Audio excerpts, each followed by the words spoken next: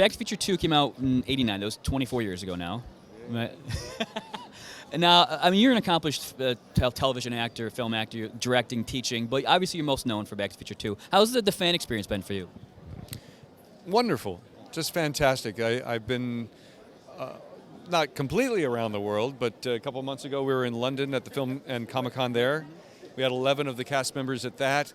And, you know, every once in a while I have to pinch myself because I have a line all day of people wanting my autograph. And it's like, for me as an actor, you know, I've done a lot of other film roles, you know, with John Lithgow in Twilight Zone movie and Clint Eastwood in Pale Rider, Michael Keaton in Johnny Dangerously, on and on, you know, Screech's Guru and Saved by the Bell.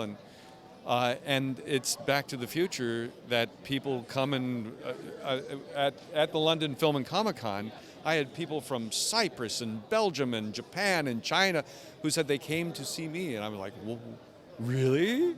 Wow. You know, so it's been wonderful. That's, I think, the biggest benefit and reward for me. Excellent. Now, you do a lot of character reenactment. Can you tell us a little about that? Yeah, I kind of fell into that type of work in between film and television roles. An Oliver Hardy needed a Stan Laurel at Universal in Hollywood on the tour. And I went and auditioned, and I had it all wrong. I remembered seeing Laurel and Hardy as a kid, but the actor who plays Oliver Hardy told the boss, says, I know this guy, he's got talent, because he'd see me play Mercutio in a production of Romeo and Juliet.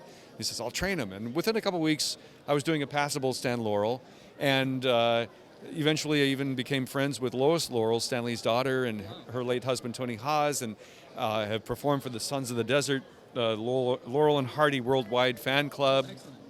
So I've been scrutinized. So I worked real hard to get it right, you know, and I put together doing Charlie Chaplin, Groucho Marx about a year later. Now I have a Three Stooges team. I play Larry Fine.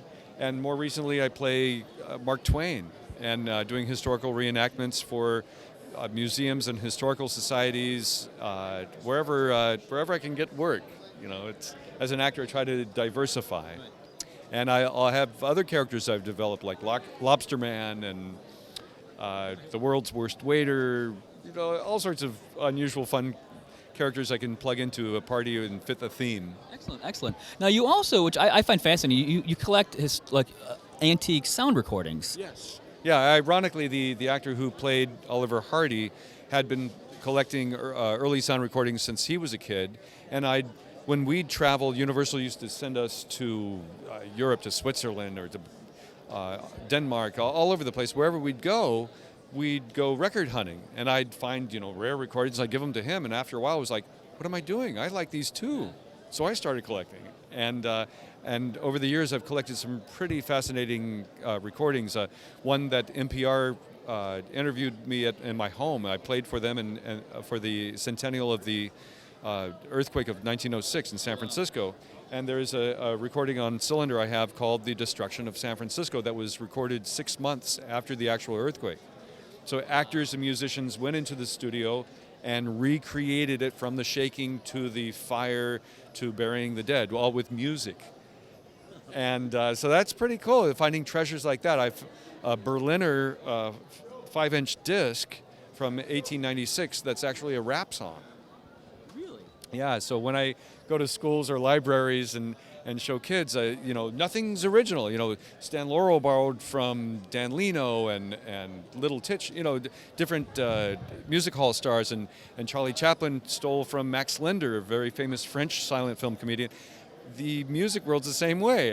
I have on this, now it's derogatory now, but it was known as a coon shout, and it's a white man playing a black man doing a syncopated sort of turkey in the straw, a rabbit hash, a polecat mash, a raccoon stew, a waka waka woo, and in between the chorus and verses, he does a rap talking about the political state there in 1896, how the Democrats were taking back the White House. Now back then it was reversed. The liberals were the Republicans, and so it was just really remarkable. And so I get to explain history, political science, and entertainment all in the same lecture, demonstrating that one record.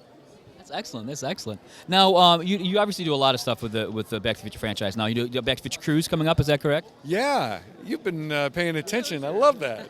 Yeah, here it is. The Back to the Future, bttfcruise.com. It's the Back to the Future cruise to end Parkinson's. A couple years back, it came to me as like, the films have been so good to me, especially the fans, how to give back to the fans and give to Michael, because ultimately it's all about Michael. And so I figured we should have a fundraiser. I've got 7 of the cast and crew members. Dean Cundy, who shot all 3 films in the Halloween movies and Jurassic Park, he's coming. Kevin Pike, who is a special effects supervisor on the films. Andrew Probert, who is original storyboard artist and also designed the ships for the Star Trek movie and the first TV series of Next Generation. Those are my crew members. And then from the cast, Mark McClure, who played Dave McFly and Jimmy Olsen in the Superman films. Don Full of Love, who played Mayor Goldie Wilson. Harry Waters Jr., who is Marvin Berry, Chuck's cousin. We're putting a band together with those guys. Oh, that's fantastic. And so Harry's going to head up the band singing. I'm playing some guitar. Mark McClure is on drums, and of course Don's on bass. So we're going to play Earth Angel and Power of Love and whatever else we can to do our own Enchantment Under the Sea dance. That's fantastic. Now, where can people go to find information about you and what you have going on? Well, the cruise is bttfcruise.com or cruise2endparkinsons.com, and we're sailing in November, so sign up now. It's well worth it. The night before the cruise, by the way, Christopher Lloyd's new film, The Boat Builder, is going to screen at the Fort Lauderdale Film Festival. So our cruise passengers can go to that, see both the Back in Time new documentary, The Boat Builder, and Chris Lloyd will be there, and get to visit with Chris, and then cruise with us the next day. Excellent. So it's a win-win. And also on the cruise is a Star Trek at Sea convention, and our passengers get free admission to that too. So there's a lot going on to raise money and awareness for Parkinson's. There's a Parkinson's workshop. I got the leading research scientists from Scripps and the Buck Institute sharing what they've got going on the cruise, as well as a DeLorean owners meeting on the cruise. So, excellent. And several Parkinson's patients coming on the cruise too. And what about yourself? Your own website? Yeah, jeffreyweissman.com, and on Facebook, Jeffrey Weissman, and I post pretty regularly, try to keep up with what's going on. I have a new sci-fi short called The Traveler. I play a nefarious time traveler. Nice. And the special effects in it are unbelievable. I'm so thrilled. I, in one scene, appear in nine places at the same time, beating up this guy and stealing his girlfriend to get him to come help me with my nefarious plans. And I have a film called Savior of None about to come out. Just got distribution it's a heavy drama where I play an epileptic widower who befriends an adolescent girl who's being abused in the foster care system, and I become her avenging angel.